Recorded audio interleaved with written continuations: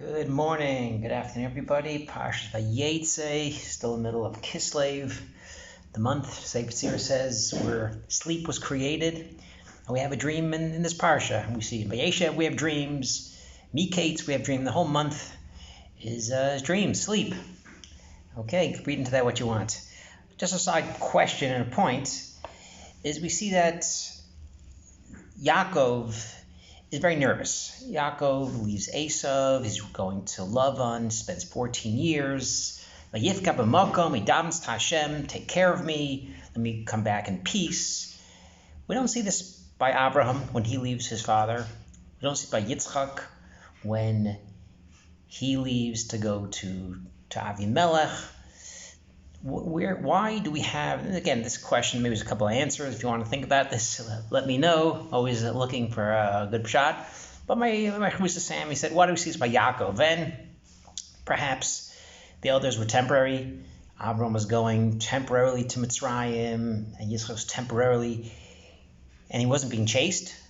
Yaakov was literally being chased, and he was going to a place of sakana. So he was being chased by Esav.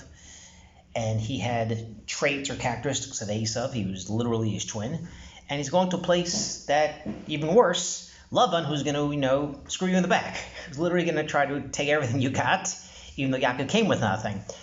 And he was supposed to not just be there for temporarily. He was supposed to find his wives. He was supposed to have children, get parnasa, spend many years in Chutz La'aretz, in lion's den. So maybe that's why he was a little bit not as sure of himself. But there's maybe different answers. If you can think of something, you know where to find me. So this week's parsha, we know that vayetzei Yaakov, Aviel Harana, he left here, he came here, and there's two different aspects that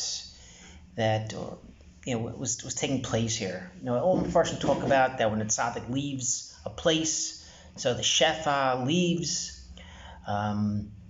So perhaps one reason mentions where he came from, where he left, show that when a tzaddik leaves, it's a roshim on the place.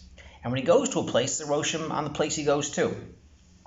The Brit Tzaddik talks about a very interesting point, is you notice that for 14 years, Yaakov is in Yeshiva Shem Ve'ever. And still, the Nebuah doesn't come until a very interesting moment happens, until the money goes to Eliphaz. There's a medrash that says that Eliphaz was chasing Yaakov, takes his money. Yaakov says, if you leave me with no money, I'm like a mace. The Beit Tzaddik has a different medrash that says that Yaakov gave him the money for a different reason, to get rid of this temptation of any olam hazeh, to have nothing. Why is that important? Well, Yaakov spends 14 years learning Shiva Shem Ve'ever to try to prepare himself, to try to fight against this Yetzer Hara that was coming with him. He had traits perhaps like Esav, he steals the Bechara, or he tricks him, either way, and then he takes the brachos from Yitzchak, whether he was supposed to, whether he wasn't supposed to, in a different way. Whatever the case is, Yaakov was davening, and Yaakov's thought process was, I just really can't go to Lavan in this stage. I have to go to Beis Medrash. And the Gemara says, if you meet a menuvel, the Yetzer Hara, or a Rashi, go to the Beis Medrash. What's the point? You see a Rashi, you go to bring him? No, it's you. If you have bad traits, and you have a Yetzer Hara, the Torah is the tablet. Torah is how you fix this. So Yaakov himself went there to learn. But still, it wasn't good enough. The second stage was Yaakov had to get rid of olam hazeh the best he can, and then he can go to Lavan. Then he could be sure of himself and go to Lavan.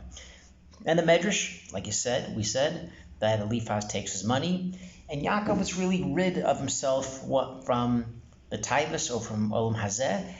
And that night, then, Vayishkav, Vayalkamahu, he has the dream of Hashem. For 14 years, think about it. In 14 years, no dream from Hashem, no nevuah. Only at this time, when he gets rid of all his olam hazeh, then he has a nevuah from Hashem, and his avtacha, Hashem will take care of him. He'll come b'shalom. So it's an interesting piece as far as the two sides. Many times we learn Torah and we just don't see that it's making an effect on us. Many times we learn Torah, we go to Shurim, no change. But the truth is, we have to do these two things. It's not a panacea. The learning Torah is going to bring all these changes to you. You have to also rid yourself from olam hazeh, and also have the ratzon that you want to be close to Hashem. You need Hashem to help you. Even after learning Torah, it's not a guarantee. The Yetzer Hara can always come back. Every day the Yetzer Hara is new, so we have to fight against it. And just by going to a shir and learning Torah, there's no guarantee the Yetzer Hara is going to be gone totally from your life. You still need to learn to reach out to Hashem, and you still have to try as best you can to distance yourself from extras from Olam Hazeh as temptations that you're going to not succeed and not follow Hashem. So that's kind of the point of that. There's an interesting thought as well that Ramad Vali brings down, that the other thought is the necessity and the importance of going to work. For me, for example, going to Chutz La'aretz, going to South Carolina, going to Utah, all these places. Well, isn't it better just to stay in Eretz Yisrael? Isn't it better to do this? Well, instead of being verbittered and being upset of travel and going to these places without a minyan, without a lot of Jewish people, or any Jews actually, the point is to embrace it, and to take this the way Hashem wanted to give you parnasa.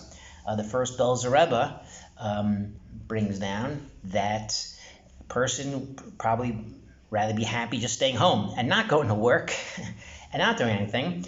But you're supposed to approach your parnasa and your hishtadlus b'simcha. No matter how difficult it is, no matter how stressful it is, you approach it the right way. You approach it that this came from Hashem, and that's the derech you're supposed to go.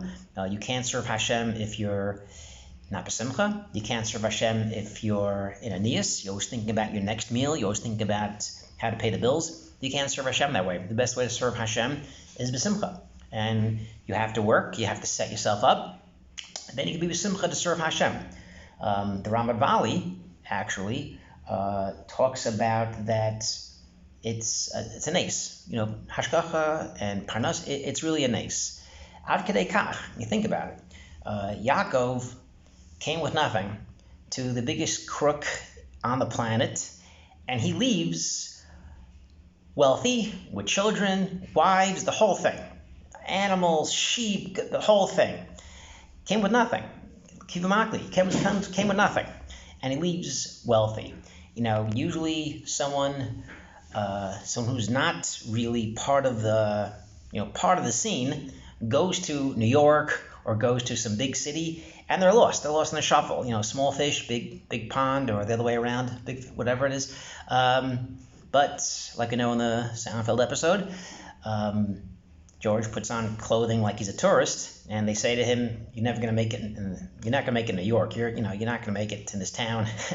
You're not going to make it." And turns out, he works for the Yankees, and that's what happens to Yaakov. Yaakov actually, from nothing, he comes wealthy, and this shows that it's not just Yaakov who had nisim along the way.